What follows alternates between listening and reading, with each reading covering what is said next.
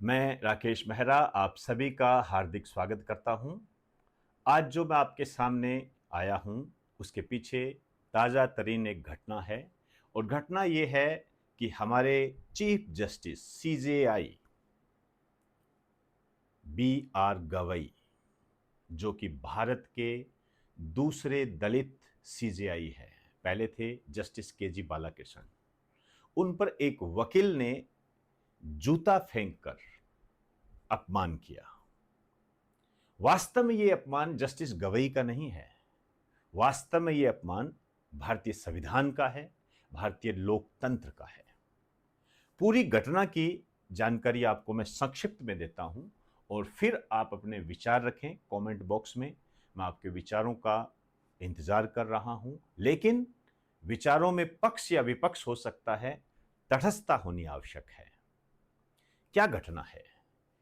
Justice B R Gavai इनके सामने एक याचिका आई और उस याचिका का संबंध खजुराहो जो कि मध्य प्रदेश में है, वहां पर एक भगवान विष्णु की खंडित मूर्ति की मरम्मत करवाने से संबंधित था। तो जस्टिस गवई ने इस याचिका को खारिज कर दिया और यह कहा कि यह एक पब्लिसिटी का मामला है।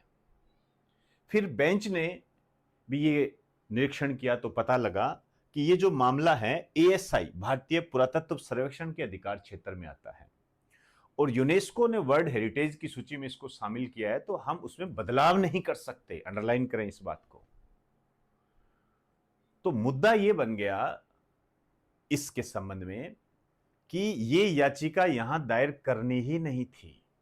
तो पहली बात तो जिसने याचिका दायर की उसे इस बात का ज्ञान ही नहीं है कि यह याचिका यहां दायर करूं या ना करूं। पहली बात तो ये। फिर जस्टिस गवई ने तलख टिप्पणी की जो कि सुप्रीम कोर्ट के अधिकार क्षेत्र में आती है। क्यों? क्योंकि यदि आप बेमतलब में कोई याचिका दायर करते हो तो इससे सुप्रीम कोर्ट का, न्यायपालिका का समय बर्बाद होता है। समय बर्बाद होता है, ध्यान रखना। तलख टिप्पणी की, उन्होंने कहा अगर वह विष्णु भक्त है तो खुद प्रार्थना करे। अगर वह विष्णु भक्त है तो खुद प्रार्थना करे, इसमें कोई गलत बात नहीं है। क्या हम अपने भगवान से प्रार्थना नहीं करते?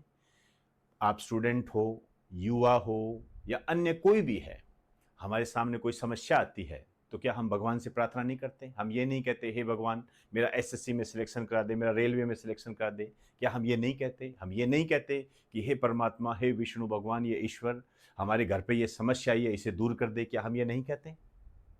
तो अपमान कहां से हुआ? ये तो रोजमर्रा में हर व्यक्ति करता है, हर सनातनी करता है। मैं खुद सनातनी हूं, मेरे ऊपर समस्या आती है तो मैं भी ये करता हूं। मैं भी मंदिर जाता हूं, पूजा करता हूं, आराधना करता हूं और भगवान से कहता हूं कि समस्या से मुझे निकाल। तो सनातन धर्म का तो अपमान नहीं हुआ। फिर क्या हुआ? हमारी जो विश्व हिंदू परिषद है वो क्या कहते हैं? इन्होंने कहा वाणी पर संयम रखें। किस वाणी पर संयम रखें? याचिका खारिज करने पर, या ये कहा कि आप भगवान विष्णु की आराधना कीजिए इस पर ये ना बोले?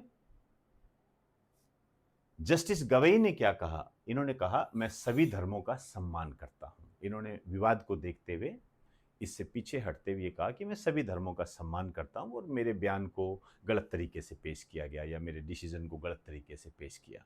लेकिन यहां पर फिर भी एक व्यक्ति जो कि एक वकील का वेश धारण किए हुए है, उसने भारतीय संविधान को नकारते हुए, बना वो भारतीय संविधान के दायरे में ही है। वकील जो आज जिस पद पर है वो भारतीय संविधान के दायरे में ही बना हुआ है, लेकिन उसने उसका उल्लंघन करते हुए, उसका अपमान करते हुए जस्टिस सीजेआई पर, चीफ जस्टिस ऑफ इंडिया पर जूता फेंका। अब देखिए यहां पर महानता क्या होती है। सनातन का अपमान नहीं सहेगा हिंदुस्तान, उस वकील ने कहा।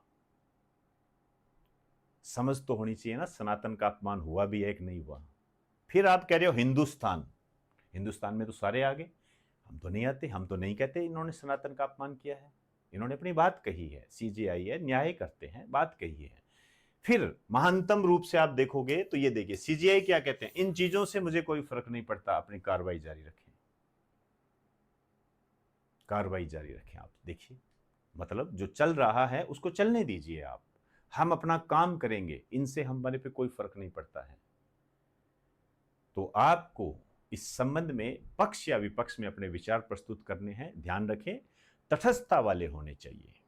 जो भी मुद्दा है आपके सामने, यदि कोई अच्छे विचार आपके सामने आए, मेरे कमेंट बॉक्स में मुझे देखने को मिले, तो मैं उन्हें जरूर अपने वीडियो में शामिल करूंगा। यहां आपको मैं एक बात और बता दूं, देखिए, भारतीय संविधान सर्वोपरि है, लोकतंत्र सर्वोपरि है।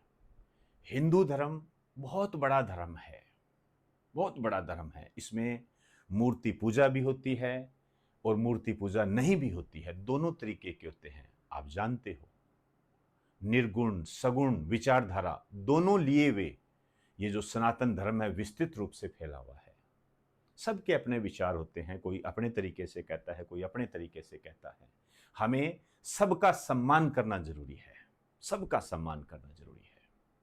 तो मैं आपके विचारों का इंतजार कर रहा हूं। आप सभी को नमस्कार, धन्यवाद।